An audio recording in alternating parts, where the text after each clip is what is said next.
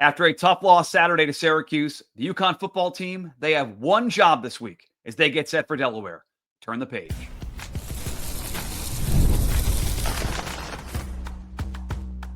You are Locked On UConn, your daily podcast on the UConn Huskies, part of the Locked On Podcast Network, your team every day. Well, a happy Tuesday, Husky fans. My name is Mike Mutnansky, UConn alumnus and a host here of the Locked On UConn podcast. We thank you for watching. We thank you for listening. And hopefully, as we inch towards basketball season in Stores, Connecticut, you come to make Locked On UConn your first watch, your first listen every single day. Available for free wherever you get your podcast. You can check us out on YouTube. Just search Locked On UConn and subscribe. All part of the Locked On Podcast Network, your team every day. Today's episode brought to you by our friends at FanDuel. Football season, you guys know it. It's here. Check out the FanDuel app and start placing your future bets now. We start with the importance of UConn football turning the page as they get set for Delaware on Saturday. Segment 2, you guys react. Final word on UConn Syracuse is the fans. The diehard UConn fans, the Locked On UConn fans, you get the final word. What we saw Saturday against Syracuse. And in segment number 3, we'll talk Skyler Bell. Jim Mora talked about Skyler Bell in his press conference today, the importance of the UConn wide receiver. It was a bad loss Saturday to Syracuse. The UConn football season is not over. Both those things can be true.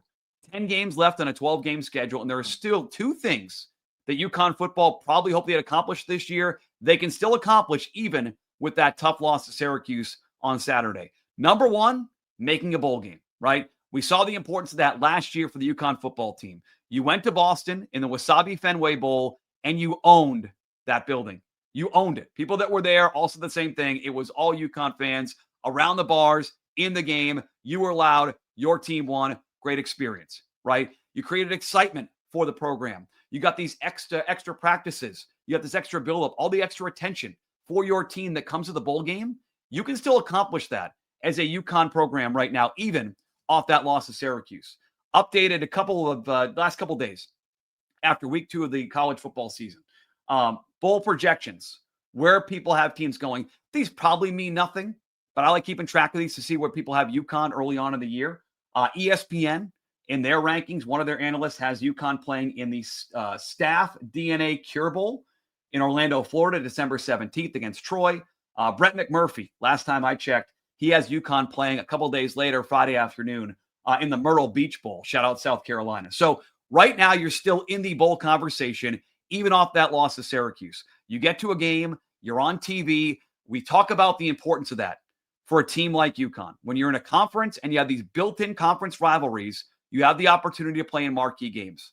UConn doesn't have that chance right now. Maybe at some point, Power 4 conference comes calling, and that is part of the UConn football conversation. We're not there right now. And so when you play Syracuse, you play Boston College, you play Duke, you play in a bowl game, these are very important games. The loss to Syracuse does not erase that opportunity. You still got plenty of time in your schedule to get some wins. And in fact, you look at the rest of the schedule, in a lot of the UConn games, they're going to be favored. And so you can still win enough games to qualify, and you can still find yourself in a bowl game on ESPN, promoting the program, getting your team extra practice time, and being in the spotlight for UConn football. You can still do that. And that, to me, is number 2, right? The bowl game kind of ties into this, but the second part is raising the profile of the football program. Even with that loss to Syracuse, you can do that, right? You want to make this program a destination for high school recruits that are looking for a place to play, that are looking for play college football.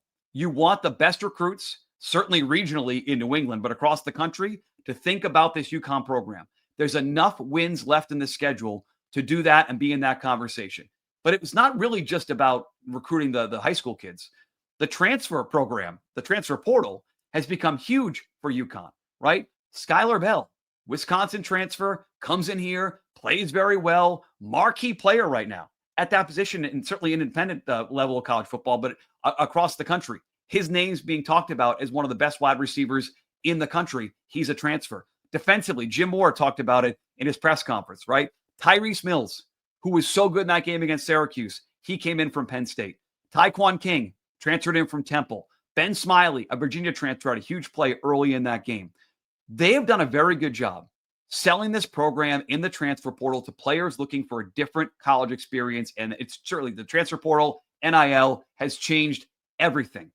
You can take advantage of that still this year by winning games, playing in big games, and reminding people about the UConn football program. That didn't go away because of Syracuse. That didn't go away because you had a 17-3 and a 17-6 lead this past Saturday against the Orange. Those things still exist. You can get to a bowl game and you continue to raise the profile for UConn football, even with a 1-1 start. Where it gets more difficult is if you lose to a team like Delaware, a team you're favored over by 10.5 points at FanDuel as of Tuesday morning. You lose to Delaware and you lose a lot of this conversation because you're supposed to win this game. It'll go towards your win total and qualify and get yourself in a bowl game. That's first and foremost. And then just secondarily, nationally, no matter how it goes down, an L next to your team's name when you play Delaware, if you're UConn, that's seen as a slight. That's seen as a disappointment. And it's going to be tougher to recapture that momentum over the course of the year because, as we talked about on Monday's show, the schedule has some marquee games, not a lot of them. You're going to be favored in a lot of your games down the stretch here if you're a UConn football fan. You lose to Delaware, you lose that momentum, and certainly it takes some of the start out of the idea of you being a bowl team in 2025 and maybe some point early in 2026, depending on when that bowl game takes place. And to his credit, Jim Mora on Tuesday did a great job of doing exactly what UConn has to do. Turn the page off Syracuse and focus on Delaware. Basically open his press conference with these numbers. 64, 4, 1, and 1. 64 hours since they played, according to Jim Mora. I didn't do the math check on this. I will go with the coach. 4 meetings the team has had. 1 walkthrough, 1 practice. 64 hours, 4 meetings, 1 walkthrough, 1 practice. And he emphasized that early on and then again later in the press conference on Tuesday in Connecticut to make sure to let people know they moved on, right? And he went on to say basically like deflating loss. It lingered for our players. Now we have to flush it. And this is Jim Mora. I'm sure he feels like he's already done it. He has to continue to do it because there can be that lingering for this team. What could have been with the Syracuse win? What could it mean to be 2-0? What would it be like in terms of buzz perspective for this program? That's out the window, and the coach and the coaching staff have to focus. And to their credit, to his credit first and foremost, Mora was on point and on message in his press conference today. As a coach of UConn, he has been great at this. So they're a bowl team a year ago, right? But they suffered some bad losses during the year, and they were able to, after every loss, bounce back with a win.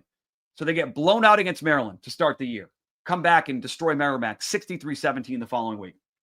You lost to Duke, came back the next week, beat Florida Atlantic. You lost to Wake Forest, 23-20, field goal loss there. Bounced back the next week and beat Rice the following game. And then you lost to Syracuse a year ago. You beat UMass in Amherst, kind of a New England rival there, in a high-scoring game, 47-42. In all 4 games Jim Mora's team lost a year ago, they came back to win. They did a great job a season ago of turning the page. They have to do that again this year. And I think it's sort of a theme for Mora since he's gotten here, right? He took over. He was named late in 2021, took over in 2022, made a bowl game in 2022. 2023 was a bad year for UConn football, but it didn't linger. He reset the program. They had a big quarterback search in 2024, heading into last year. They came out, won a bunch of games, went to a bowl. So individually, from a game-by-game standpoint last year for Jim Mora's team, this team turned the page and did not have back-to-back losses in the 2024 season. Overall, as a program, did a good job with that. Shows up, get to a bowl game, down year the following year, get back to a bowl game, and get to a pretty big bowl game there at Fenway Park, in the Wasabi Fenway Bowl in 2024. Jim Mora, as the UConn coach, done a lot of things really good. One of those things, turning the page. And I think him starting that press conference today with 64 hours, 4 meetings, 1 walkthrough, 1 practice, he is setting the tone because he knows, like, if you follow this team, you probably know you can lose the Syracuse game. It stunk. Like, you're invested in this team. You're allowed to be annoyed for a couple of days, but that program, you have to refocus on Delaware because that's where you start to let it spiral, right? If you're going to be favored in all these games down the stretch, expected to win a bunch of these games here over your final 10, it starts with being mentally tough enough to roll out of that Syracuse loss and beat Delaware on the road this week.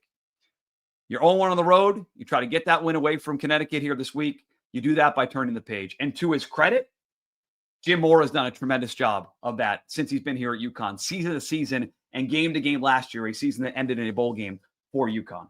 As promised, we're going to turn the page here on this show. Okay, on this podcast, we're turning the page. The last word on UConn and Syracuse, well, you guys get that. We asked you on social media, asked you on YouTube what you thought about the UConn-Syracuse game. Fans get the last word next year. Locked on UConn. Don't go anywhere. All right, it is time to fuel up and turn it up with a 5-hour energy transfusion. This grape, ginger, and lime-flavored shot brings the iconic taste of a golf course favorite to a non-alcoholic boost. Perfect for sinking birdies or making great memories with friends, it's a hole-in-one for your energy game. Whether you're out on the course or just need a little extra push to power through your day, 5-hour energy transfusion delivers the clubhouse flavor you love without ever leaving the green. I've played one really, really nice course my entire life. I got a chance to play Torrey Pines. Graduated UConn. Shout out Huskies. Did a boys trip out there with a couple of buddies. Stayed in San Diego. Played Torrey Pines. I played like garbage. Absolute garbage until the 18th hole. Did a nice layup. Got up and down. Made par. I still text with these guys every year when that tournament comes up beginning of the year. Remember that time I parred 18 at Torrey Pines? My only good memory of playing on that course, besides the views. Beautiful place. Golf is all about good times with good people and good flavors. The grape, ginger, lime flavor of 5-hour energy transfusion gives you the best parts of your clubhouse go-to without leaving the course or chasing down the bev cart. Now you can amp up the fun even more. Just buy, snap, and enter for a chance to win a dream golf trip for two to any golf tournament in the USA. Tee up that trip. Visit 5hewin.com for full rules and entry. No purchase necessary. Excludes the Masters tournament. It ends October 31st, 2025. College football. Talked about it all week here on the show. It's back. Could not be more excited. The tailgates, the rivalries, the energy in the stands. There is nothing like it. But let's be real. Actually getting tickets can feel like more of a battle than the game itself. Endless queues, hidden fees, price jumping at the checkout. That's why I use Game Time, the app that gives the advantage back to the fans. It's the easiest way to score last-minute tickets at the best prices. No surprise fees. What you see is what you pay. Like, I'm not very smart. You probably figured that out watching this show last week or so. This app, super simple. Even I can get in there and see the exact view from my seat before buying. Take the guesswork out of buying college football tickets with Game Time. Download the Game Time app, create an account, use the code LOCKEDONCollege for $20 off your first purchase. Terms apply. Again, that promo code LOCKEDONCollege for $20 off. Swipe, tap, ticket, go. Download Game Time today.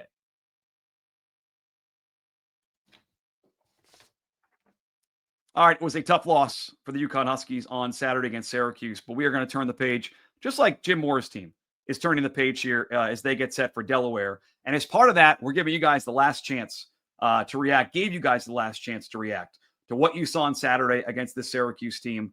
And it was a tough loss, but this is going to be it. We'll move on. It'll be all Delaware going forward as we talk UConn football on the Locked On UConn podcast. I asked on social media, you've had 20 hours to digest this, UConn fans. Besides being brutal, a word that I used quite a bit in the aftermath of UConn Syracuse, we want your reaction to it. Sons of Nutmeg weighing in. Fire Gordy if this ever happens again. Other than that, we're on to Delaware. Hashtag Go Huskies. Hashtag Beat Delaware. Sons of Nutmeg, a diehard UConn fan on social. He's talking about Gordon Samus, offensive coordinator. Obviously, in the second half, went into a shell offensively, 6 straight punts. And I thought something that didn't quite get enough attention on the broadcast. Mel Brown, who was very good in this game for UConn, had 1 carry early in the fourth. We didn't see him again. And as far as I can tell, Jim Mora did not talk about an injury with Mel Brown in his press conference on Tuesday. He's there on the 2 deep for Delaware. That's questionable.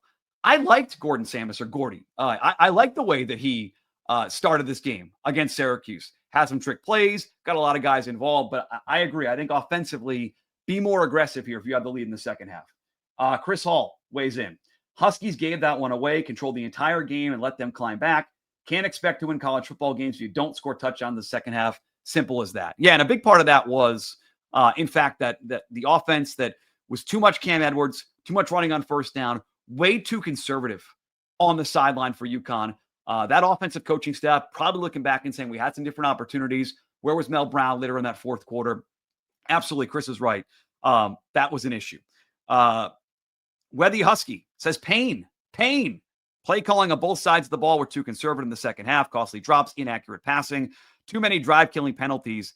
Can we stop having a snapper cost us points? Yeah, it's been a tough week for UConn special teams, couple of weeks. You had a snap though, and over Connor Stutz' head in the opener against Central. Almost happened again, and Stutz made a great play. I thought defensive play calling was pretty good in this game. They were aggressive with Matt Brock's unit. They got after Steve Angeli, the quarterback there of Syracuse. Offensively, yes, this was a theme in the replies on Sunday afternoon. Play calling, offense, got to be more aggressive. Moody says we have everything we need to beat an ACC team this year. I think as long as we have the confidence to keep the foot on the pedal for the fourth quarter against teams we're, quote, not supposed to beat, there's going to be not many left on the schedule. I think you're probably going to be favored in every game except for Boston College and except for Duke. So those are two ACC teams, to his point. Those are two teams that if you want to go, I can't judge it like this. It's probably not fair to do it. I'll do it anyway. If you want to judge it on, hey, how'd you compete against Syracuse? Then yeah, they should be competitive against Boston College and Duke. I expect that to be the case 100% heading to that game. We need to be past, says Mr. Larson, be past the point of moral victories. We had the talent, improved for 50 minutes. Coaches need to be held accountable because the kids brought the energy, played not to lose. And that was much of the theme on social media, on Twitter. YouTube was a little bit different, and you can comment on YouTube at Locked on UConn. I had a lot of angry Syracuse fans up in the comments and up in the mentions here today, and I forgot a sensitive Syracuse fan. Your team won the game. I made the argument on Monday's show that I felt like UConn lost it more than Syracuse won it. Doesn't mean jack, because the scoreboard says Syracuse won, but like if you, as a neutral observer of that game, UConn outplayed Syracuse. Doesn't matter. Scoreboard doesn't matter. It doesn't matter because the scoreboard says Syracuse won. So I'm not sure why you care. But boy, Syracuse fan, David, says your arrogance towards Syracuse is a bit ridiculous. I had about 6 UConn fans sitting near us talking smack the entire game, ridiculing our program and how we're not relevant, as if UConn is. Syracuse had an amazing comeback after playing poorly for 54 minutes. I'm not arrogant. A UConn fan should not be arrogant. Your team is rebuilding right now. This is a program that is trying to get to another level, trying to find eventually a Power 4 conference. Eventually they will, I think. But I wasn't trying to be arrogant. Certainly I wasn't. I can't speak to the fans that were there. And people know this is a program that is building towards something. This is Lahel Light saying we have excellent world-class receivers and running backs who show they can make plays and compete with anybody in the FBS. Yeah, I think you saw that, the skill players. That was part of a longer comment there on YouTube. 100%. The skill players for UConn, I think I heard Joe Fagnano talk about this over the last couple of days, if not weeks, about UConn football's offense being about getting the ball to their playmakers, whether it's Bell, Cam Edwards, Mel Brown, 2 good tight ends. Like they have the guys to make plays, and you saw that in that game on Saturday. They weren't good enough on third downs as the triple fool. They had all second half to put the game out of reach. And I'm sure that haunted them. Antiat says the defense played awesome. They could wrap up man a little better. At least they put their shoulder in this week. Both lines of the line were pushing Syracuse around. Got a question for Yano. Does he show favoritism? Many times you got to put the game away. Instead, he passed behind open targets. I didn't sense favoritism. He missed throws. Like Joe Fagnano missed throws in that game. When he had his feet set, he was able to make some plays. But early on, he missed the tight end, threw it into the dirt. Later in the game, another miss at tight end. Like there were plays to be made. He just sort of played okay in that spot. But the defense was much better than it was in week 1 against Central. Was flying around making plays for Matt Brock. I mentioned Syracuse fans in my mentions. Nick, who was also harassing me on Twitter. I appreciate it, Nick. I get supporting your team, but you have to be somewhat objective. It is ignorant to say UConn lost the game, Syracuse didn't win it. That's a BS statement. You're only, and I would disagree with that. Again, watch the game. You can say my team. It's okay if your team gets outplayed and you win. Who cares? You got the win. You can say you're 1-1 now heading into Colgate on Friday. I'm not sure why people are upset to point out that, yeah, for a large majority of that game, UConn outplayed Syracuse. He also says, I'm the only one that publicly hated on Fran Brown for his decision to make his team run sprints at the end. It's called holding them accountable to the culture he is building. If you ever played sports, you know the benefit and not to look like a fool. Fair point. Did not play professional sports. Intramural star at UConn. But I'm not the only one, Nick. I appreciate the comments on YouTube as well. I'm not the only one who was harassing Fran Brown about that. I saw John Gruden on Wake Up Barstool on Monday morning with Greg Olson and Dave Portnoy. Not a good look for Syracuse. I would not be happy I was a player. 100%. I mean, what are we doing? Herb Brooks, Lake Placid, running after. Come on now. That's just a look at me moment. That's not going to. Who does that benefit? Is the players going to play harder this week for Fran Brown or extra focus because they ran sprints after a game? Give me a break. Like, I hope Jim Mora doesn't do that. I hope we don't have to talk about Jim Mora doing that after a game at the Rent at some point this year. Home game you win, and he's out there running sprints in November. All those home games for UConn football. Like, no, sorry, Nick. I was not the only one that was comparing sarcastically Fran Brown to Herb Brooks in those fake sprints after the game. I did not like that. Not one bit. And I don't think it benefits his team. I think certainly it was eyewash. It's not going to help them versus, say, preparing for the next opponent. Like, you spent that time in a different manner down the road, and it would have been better for your team. But I was surprised about how many Syracuse fans, even after a win, were on the mentions, in the comments, on the email at lockedonuconshow@gmail.com. Keep it coming. I love it. I love the energy. But UConn fans and Syracuse fans, you guys brought it here in the aftermath of 27-20 Syracuse on Saturday. Skyler Bell is a star in the making for UConn football. His coach talked about him on Tuesday. We'll talk about that next year. Locked on UConn. Don't go anywhere. Oh, boy. I mean, you talk about football and you talk about the season here. It is already here. We have games Thursday. We had games Friday last week, Saturday, Sunday. Every day of the week, football will be okay with me. FanDuel is making sure you're ready for this kickoff and football being back, but they can't miss offer. Right now, new customers can bet just $5, and if your bet wins, you get $300 in bonus bets to use across the app. I love using FanDuel because it fits however I like to play, whether it's player props, same game parlays. I like to jump and do some live betting as well. All those things you can do with FanDuel. Are you ready to play? Download the FanDuel app right now.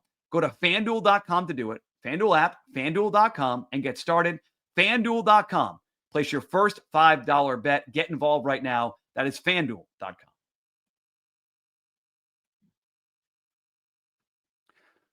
Turning the page on UConn and Syracuse, start to look ahead towards Delaware, Saturday, 3:30. ESPN Plus has the game on Saturday at 3:30.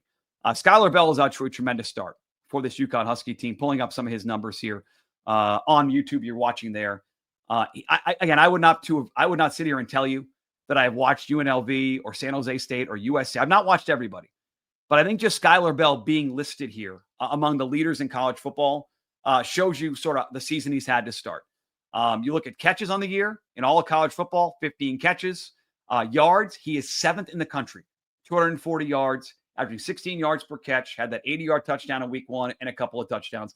7th in the country is Skyler Bell in receiving to start the year. He's already got 15 catches. He's been dominant in both these games so far. Like, I didn't get the ball as much against Syracuse, and he probably should have gotten the ball more. But he has been an impact player. And the Blitnikoff Award goes to the college best receiver. Travis Hunter got it a year ago. Marvin Harrison Jr. got it 2 years ago. Devonta Smith got it years back. Like, really, really good receivers get it. So I don't know how realistic it is for me to sit here on September 9th and say that Skyler Bell, transfer wide receiver, stayed at UConn, spurned Michigan. Sorry, Michigan fans. Like, that he's a legit candidate for the Blitnikoff Award. But as one of 47 quote-unquote finalists, he absolutely is in the conversation. And the more wins UConn has, the more numbers he puts up.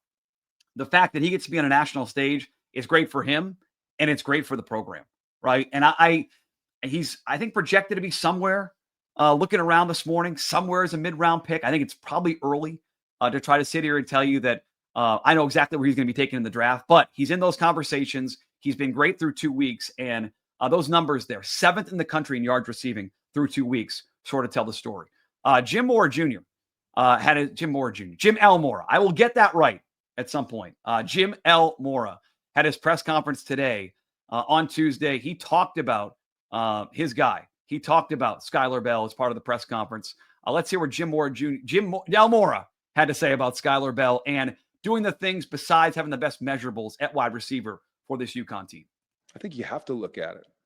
He's got a winner's mentality, and he is Dom, I'm going to tell you something that's one of the most impressive things that none of us ever noticed because he's a wide receiver is Skyler Bell's willingness to block. Like, he's a very good and willing blocker. And if you go back to the first play of our season, he went and put his body on somebody hard, and so that, along with his ability to make the clutch catches in the key moments, I mean, that was a one-headed catch on 4th and 10. That says a lot just about his competitive makeup, about who he is, how important it is for him to be an all-around good player, the blocking and the clutch plays. So, and he doesn't have bad measurables. I mean, he's 198 pounds, I believe, right now. He's done a really good job of increasing his body mass, and he hasn't lost speed as we saw, when he broke it down the sideline against CCSU. But I mean, you want your team to be filled with guys that are like Skyler Bell, that have that makeup, that mental makeup and that competitive makeup. And again, it does speak to Jim Mora's ability and the coaching staff's ability to keep him here. Skyler Bell had a good year last year, jumped in the transfer portal, could have gone to Michigan, probably some other places as well. He stays here. It's tremendous for the program, and it's a good message to other transfer players who might look at UConn and say, look at what they did for Skyler Bell. He came back and immediately, as the 7th most receiving yards in college football, is being talked about as one of the better receivers in college football. Like, maybe I can go there and I can raise my profile and be an NFL prospect, because they've had players drafted recently. Mentioned a couple of those early in the show here today. Like, there's a place you can go, play for a guy who coached in the NFL, and get yourself ready for the next level. Like, that's a really important thing for the program. And the more UConn is a big stage and playing in bigger games, whether it's Boston College, Duke, a bowl game at the end of the year, those numbers for Skyler Bell will matter. And I thought it was interesting that when asked about looking outside the measurables, that Jim Mora talked about the blocking and the other stuff that he does. And again, credit to the coaching staff, talented player, could have gone elsewhere. He stayed. Great for UConn and great for Skyler Bell, who's got a good profile right now heading into this next week. He's got Delaware. 3:30, ESPN Plus on Saturday. You're a 10.5-point favorite, according to FanDuel. Delaware was a team. I think Joe Fagnano may have played them when he was at Maine, when it was that battles back and forth at the FCS level. They're making the move to FBS now. They're in Conference USA. They beat Delaware State to start the year. They played Colorado last week, 31-7. Your final, I believe it was, against the Buffaloes. But they're not a – I don't think they're going to be a pushover on Saturday. And that's why I go back to where I started the show here today, when Jim Mora talked about the hours and the meetings and the practices and flushing it and moving on. You have to. You cannot let this thing spiral if you're a UConn fan. You can't put yourself in a position where one loss becomes two for this UConn football program as they try to get back on track Saturday against this Delaware team. If you made it this far in the show, thank you so much. Cannot thank you enough. As we relaunch here in September, you, the loyal Locked On UConn subscriber, the loyal UConn fan, you can help.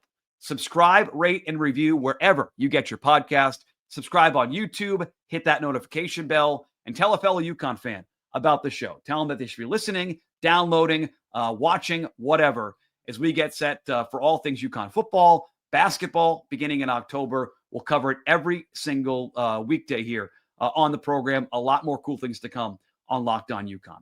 We thank you for watching. Thank you for listening. Back on Wednesday. Talk to you then. Go Huskies.